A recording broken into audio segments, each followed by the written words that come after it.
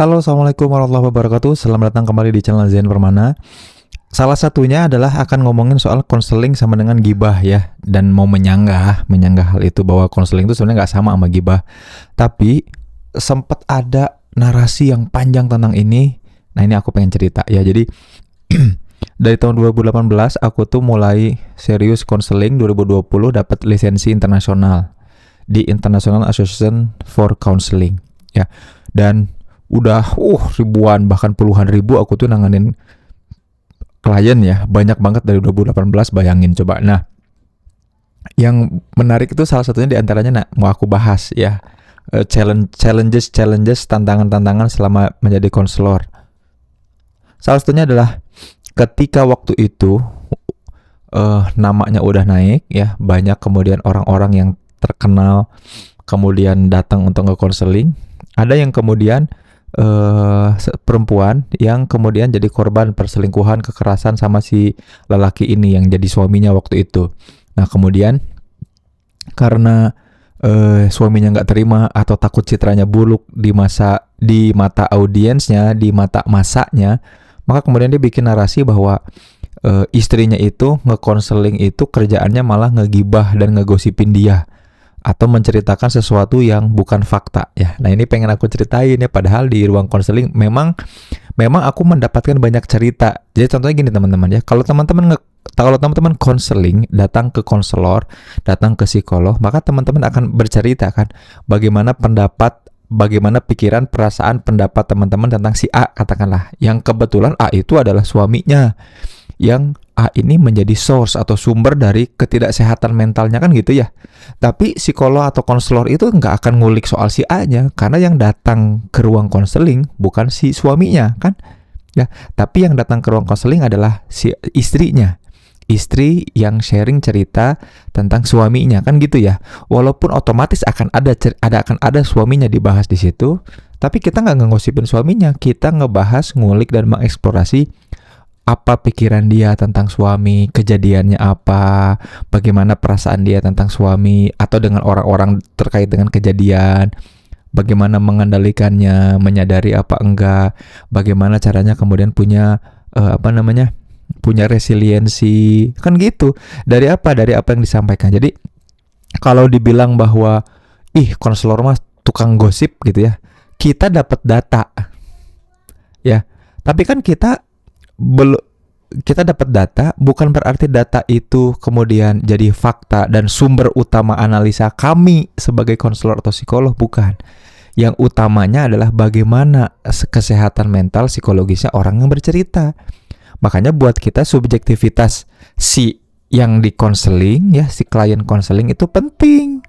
Subjektivitas kasus konseling itu yang lebih penting gitu. Jadi kalau ada orang yang bilang tapi si suaminya ini menarasikan gitu, hati-hati sama si Kang Zain, tukang gosip, pasti datang cerita-cerita, padahal nggak pernah kita terikat sama kode etik, tidak pernah menceritakan substansi cerita apa, nggak pernah kita share ya dengan gamblang, dengan jelas kasusnya apa. Dan yang dieksplorasi di dalam ruang konseling pun sebetulnya bukan gosipnya, tapi bagaimana si orang atau si klien yang bercerita itu coping, mengatasi pikiran, perasaan tentang kejadian-kejadian bahkan dengan siapapun yang diceritakan gitu. Itu yang pertama yang pengen aku ceritain. Jadi memang ada untungnya juga, ada serunya, itu mah bonus lah ya, kita dapat gosip terupdate ya, fakta-fakta terbaru. Makanya aku kalau kan tahun 2022, 2023, 2024 itu alhamdulillah banyak banget public figure yang konseling.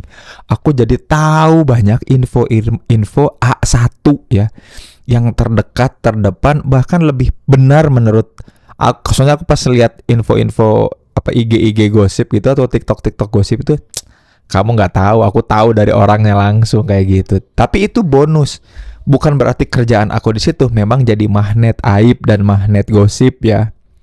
Tapi ya tadi ya, balik lagi, yang kita eksplorasi itu ya cerita si kliennya sebagai subjek. Nah, jadi buat teman-teman yang takut kemudian digosipin dan malah jadi ngegosip ketika konseling, itu tidak benar. Kita pengen tahu bagaimana perasaanmu, pikiranmu, lalu apa yang bisa dilakukan dari situ gitu. Jadi kita nggak benar-benar sempurna menggosip. ngegosipin orang, kita nggak ngomongin orang lain, kita bantu teman-teman untuk fokus, sadar, kenal, dan punya kendali atas dirinya. Itu poin pertama. Jadi konseling itu nggak sama dengan gibah gitu teman-teman ya. Terus juga ada yang bilang kayak gini, konseling mah mahal, ngejar uangnya doang gitu ya. Jadi gini, jadi pernah kami punya layanan namanya konseling corporate. Kita nge-konseling orang-orang yang ada di corporate itu. Dan memang kan gini ya teman-teman, katakanlah teman-teman kerja di perusahaan, terus punya isu kesehatan mental kan gitu ya. Kalau curhatnya atau di konselingnya sama HRD-nya, bingung ya nggak sih? Kan kita mau ngeluh, mau kesel, takut dilaporin ke atasan ya nggak? Takut jadi report. Makanya kebanyakan perusahaan penting untuk punya konselor eksternal, psikolog eksternal. Itulah sebabnya Syntesa bikin layanan itu. Nah, lucunya juga ada fitnah yang menarik ya. Ada fitnah juga yang sama kayak gini. Percuma konseling ke psikolog atau konselor Syntesa mah nanti juga sama aja dilaporin ke HRD. Ujung-ujungnya mereka nggak berpihak sama kita. Artinya psikolog atau konselor di Syntesa mah tidak netral gitu. Menarik banget ya, menarik banget. Dan fitnahnya ke situ. Ya wajar aja, apalagi kemudian yang ngefitnah adalah orang-orang yang kemudian di PHK atau di layoff gara-gara ketidakdisiplinan, gara-gara pelanggaran etik di situ. Ya wajar ya kita kita difitnah seperti itu. Cuman yang menarik gini teman-teman, aku mau meluruskan kayak gini.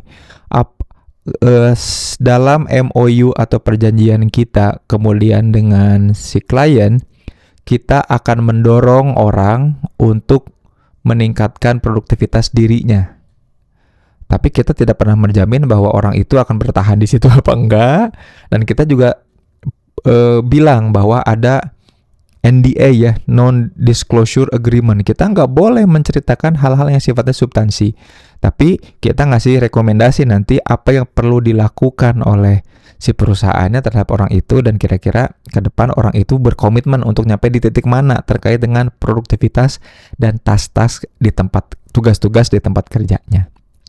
Balik lagi, konseling nggak benar-benar netral. Kita justru berpihak pada klien, walaupun yang bayarnya perusahaannya. Nah, cuma lagi-lagi ya, kita difitnah ya nggak apa-apa lah. Seneng, aku mah tiap kali ada yang fitnah ya seneng aja, senyumin aja.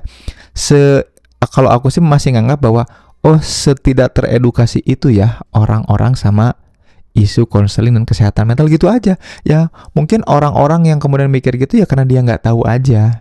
Dia belum tahu aja bagaimana teknik, metodologi, bahwa konseling itu dibatasi oleh kode etik, bahwa ada lisensi yang benernya, bahwa ada teorinya, ada rumus-rumusannya, ada caranya. Wah, luar biasa. Ya, aku nganggapnya mereka nggak tahu aja. Dan mudah-mudahan video ini jadi bekal buat teman-teman yang selama ini masih ragu, bahkan nggak mau untuk konseling. Nah, ini yang ketiga terakhir. Ngapain lah konseling ke manusia lagi? Udah paling benar curhat mah sama Allah gitu. Udah paling benar curhat cerita itu sama Allah. Oke, anggap aja Anda tuh sangat soleh banget ya. Anda tuh sangat kemudian luar biasa sempurna kedekatannya sama Allah. Saking solehnya Anda deket banget sama Allah sehingga apapun yang Anda sampaikan tuh nyampe langsung sama Allah kan gitu ya. Saking solehnya Anda tuh tanpa hijab sama Allah. Dan memang ada kondisi-kondisi yang membuat Anda bisa seperti itu, teman-teman bisa seperti itu. Cuman gini, bahkan sesoleh-solehnya orang, bahkan manusia paling soleh pun berikhtiar untuk bisa mengupgrade dirinya, membantu dirinya untuk jadi lebih sehat. Siapa?